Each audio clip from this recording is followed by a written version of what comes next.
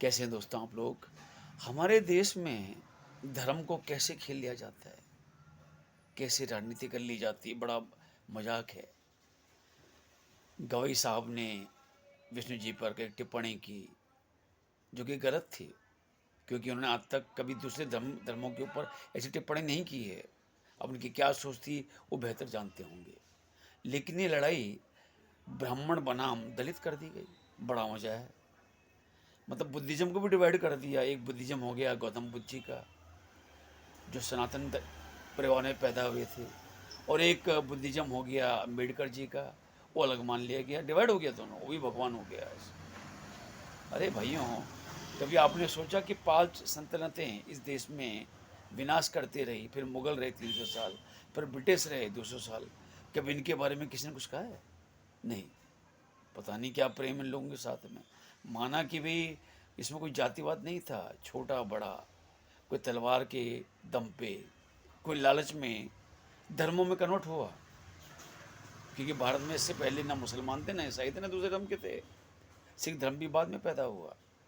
लेकिन आज कितना मजा होगा कि हिंदू को ही बांटना शुरू कर दिया। देखिए, डिवाइड हर धर्म में है। इस्लाम में छोटी जाति का बड़ी जाति के साथ खाना नहीं खा सकता, मस्जिद में पूजा नहीं कर सकते।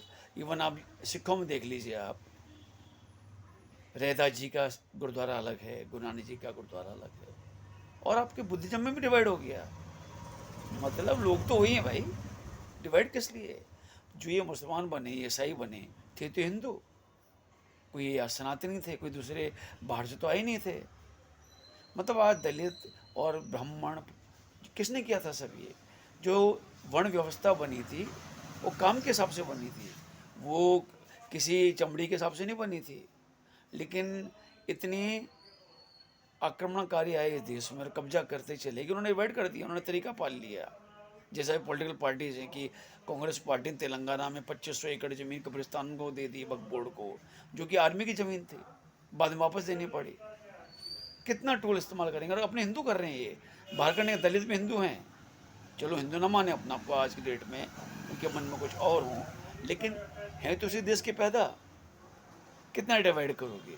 देखिए, मैं तो कहता हूँ कि अभी हिंदुओं को चाहिए कि ये वर्ण व्यवस्था छोड़ के आपस में विवाह करें कम से कम। जब हम बिस्तर में जाने में तैयार हो जाते हैं, अपोजिट सेक्स, तो खाना खाने में अगर शादी ब्याह कर लेंगे, क्या दिक्कत आएगी हमें?